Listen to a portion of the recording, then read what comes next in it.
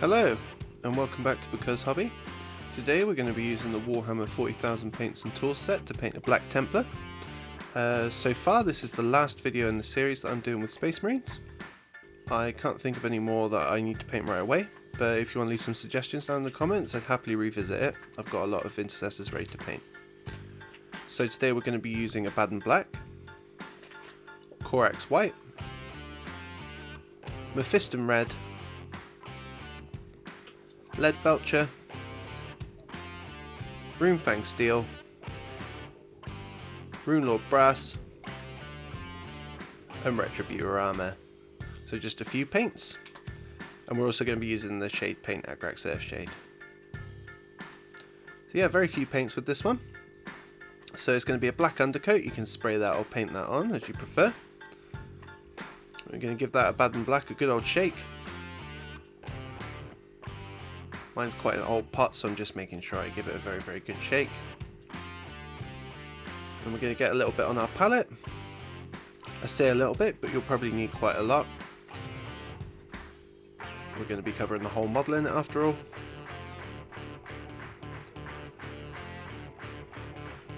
So once you've got that ready, you're going to be wanting to thin it down like I'm doing here. So I'm just adding a big dot of water and I'm just mixing it around. It sounds a bit weird painting a coat of Baden Black over a spray coat of Chaos Black, but it does look very different. The finish from just spraying it, I find it looks quite shiny, and the Baden Black is going to give us a more matte finish. So just start slapping it on the model, really with black, especially on black. It doesn't really matter where you get it, just make sure you've covered every piece of power armor with it. If you miss a few spots like the metallics on the weapon or on the backpack, it's not a problem. You can see there where I missed a little bit of him with the spray, so we'll just be able to cover that up now with the Baden Black. So just get him completely coated in black, try and do 2 coats, and we'll bring you back when I'm done. Okay, so with the black done, we're going to move on to Mephiston Red. I'm going to be using Mephiston Red to paint the casing of the bolt gun.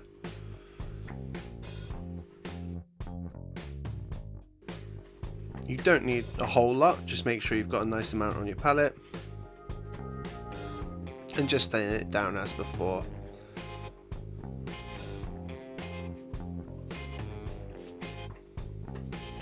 Red's a bit of a tricky one over black, you do need a few coats. I believe I did 3.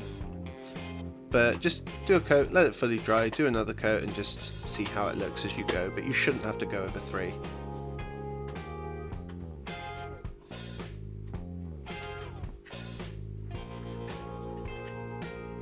Just covering that bolt gun with the Mephiston Red. Don't worry about getting it on any areas that shouldn't be that colour, like the metallic areas or his fingers. You can come back with a Baden Black or just leave it and cover it in metallic paint later. So I'll get that done and I'll bring you back when I'm finished.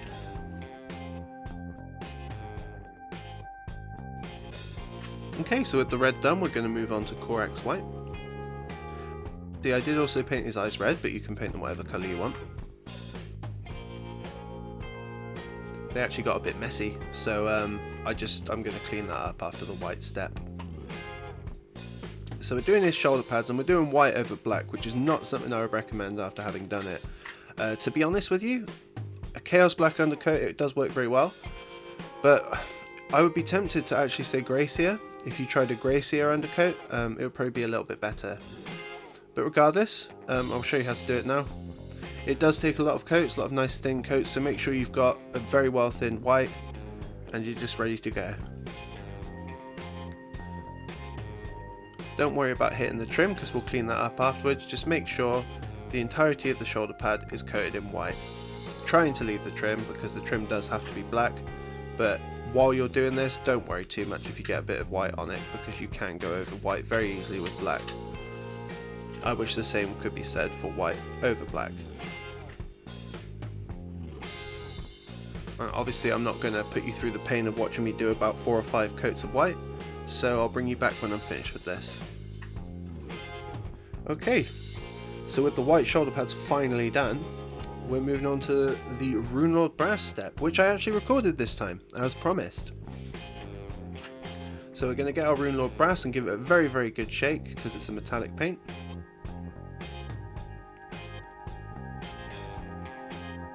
And we're just going to get a small amount of it, not loads, and we're just going to pop it on the palette. Thin it down just slightly, you don't need to thin it down a lot, it's quite a thin paint anyway. And we're going to start just by painting all the parts that need to be Runelord Brass. So to begin with, we're going for the shells in the magazine because he's got a Stalker bolt rifle. And then we're doing the insignia on the bolt rifle. Now I chose for this Black Templar, I chose to give him a auxiliary grenade launcher. So we're going to be painting the shells on his sling Runelord Brass as well. So we'll get to that in just a moment. I'm just taking my time with the insignia, making sure it's nice and neat. So there you are, just pick out the shells on either side of the sling with Runelord Brass. If you start with the top surfaces on both sides, the other parts will be easier to get. There's a central part of the sling that holds the shells to the sling, you want to leave that black, but everything else needs to be Runelord Brass. Now once I've done that, I'll bring you back. Okay, so with the Runelord Brass out of the way, it's starting to look nice, and we're going to move on to Leadbelcher. Again, very, very good shake, because it's a metallic paint. You can see my pot of Leadbelcher is starting to suffer, I probably need to open a new one.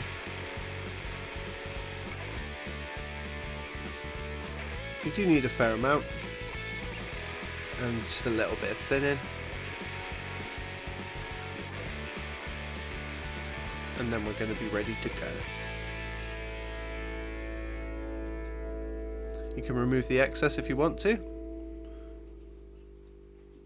And then just start painting all the parts of the weapon that need to be metallic.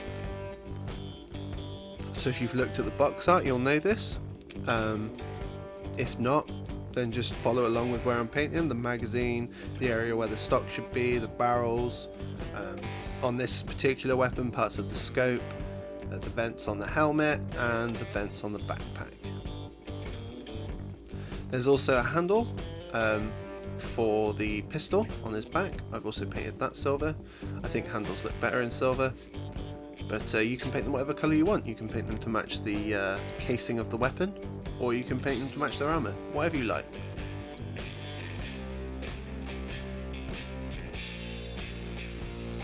Just make sure you're really picking out all the areas you need to paint metallic. But I'll get that finished and I'll bring you back when I'm done. Okay, so with the Leadbelcher done and all the base colours done, we're going to move on to a shade paint at this stage. As you can see right now, he's not looking too hot, but with a bit of Agrax Earthshade we can clean that up. So we're going to be doing something a bit different this time with the armour. We're just going to be coating all of the armour in Agrax Earthshade, because we can't panel line black, but if you look at it, you can kind of see it's a little bit shiny still. It's not quite a matte finish that we want. But if we put some Agrax Earthshade on it, it's going to sort of dull that down and look far more matte. So we're coating the entire bolt gun, all the metallics, all of the armour. Essentially the entire Space Marine is going to be coated in Agrax Earthshade. The only place you don't want to be coating in Agrax Earthshade is the shoulder pads. You want to be panel lining those as normal. I don't actually do a very good job at the panel lining on the shoulder pads. As you've probably seen in the thumbnail, it looks a bit splotchy, but I've never been very great at painting on flat white surfaces, so that's just something personal to me. But I'll bring you back when I'm done. Okay, so when your Agrax is finally dry, and it will take a while, half an hour to an hour depending on how thick your coat is and how warm your home is. But we're going to move on to edge highlighting, and we're going to start by edge highlighting the black. We're going to be using a 1-to-1 mix of Abaddon Black and Corax White to make a grey. I said in a previous video it would look like Administratum Grey. That was a mistake on my part. I meant Mechanicus Standard Grey, because Administratum Grey is a much lighter colour. So just a brush full of black and a brush full of white, just a little 1-to-1 mix, nothing crazy. You will need a fair amount of it, so you could do 2 brushfuls or 3 as I'm doing, which is quite a lot. I probably used a little bit too much, but that's okay.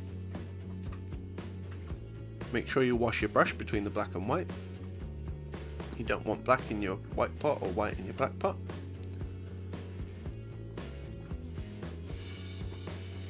Just make sure you're getting the same amount of the white as you are the black, and just give them a good old mix together. Just worry about getting a nice smooth mixture. You won't need to thin this down because we're using it for edge highlighting.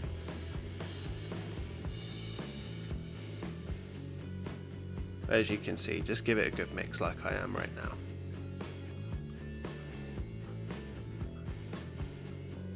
If you have it next to an area of black paint on your palette, you can sort of do a good comparison there.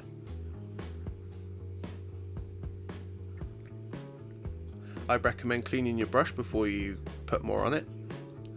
I've had it before where I've had a small amount of white in my brush and I've just tried to highlight straight away. It doesn't look very good.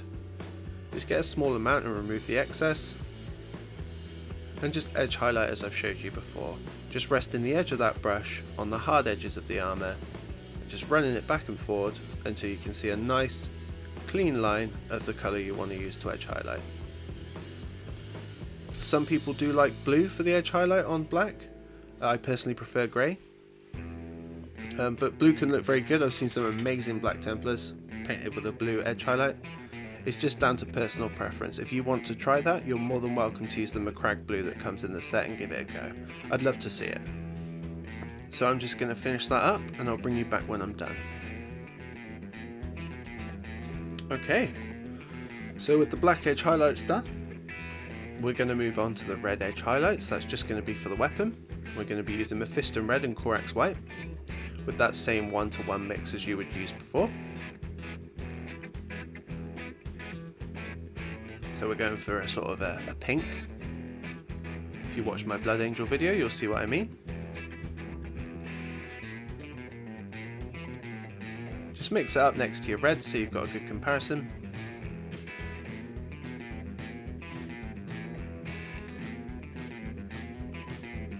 Just applying the same cautionary measures as we did with the black. Washing your brush afterwards, making sure you're not dipping the dirty brush in other pots.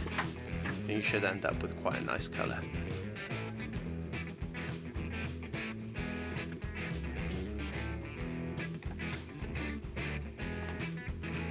We're applying those same techniques that we talked about with the black. You're just going to be running that brush along the nice hard edges of the bolt gun. You shouldn't have too much trouble picking them out.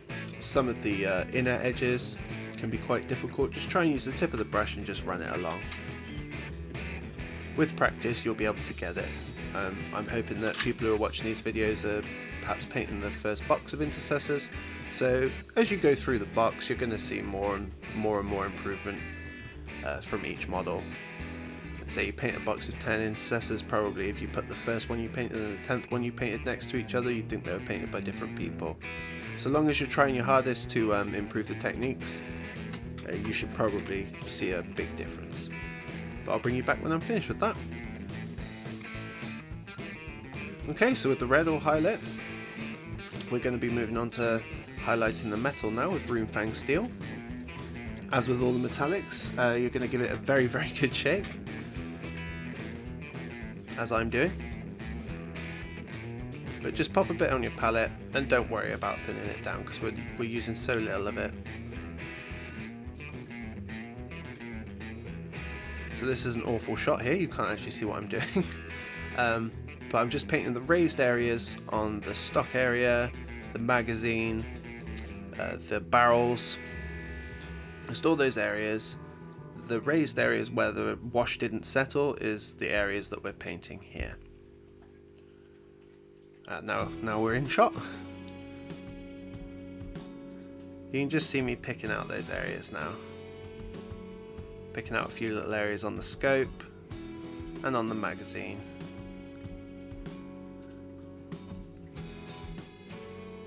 As I said, the more you do this, the more practiced you'll get at it.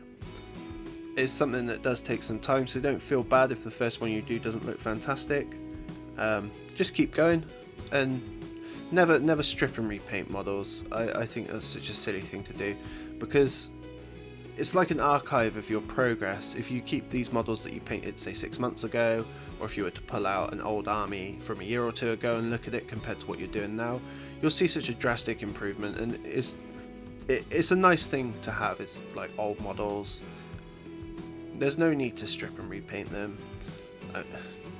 There is one caveat to that. If perhaps you painted them when you were about 10, maybe just keep one model and strip the rest. Once I've painted the backpack, we'll be done, so I'll bring you back when that's finished.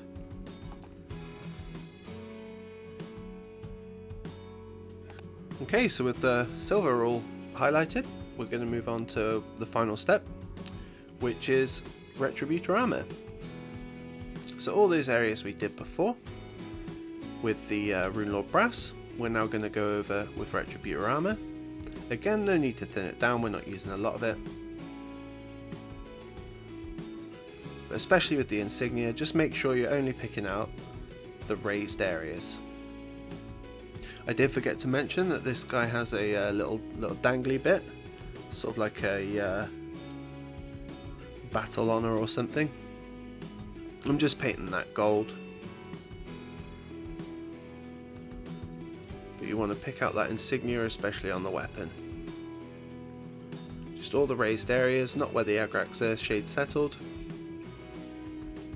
Picking out the shells in the magazine, and just picking out the higher areas where the light would hit on the shells in the sling for his grenade launcher.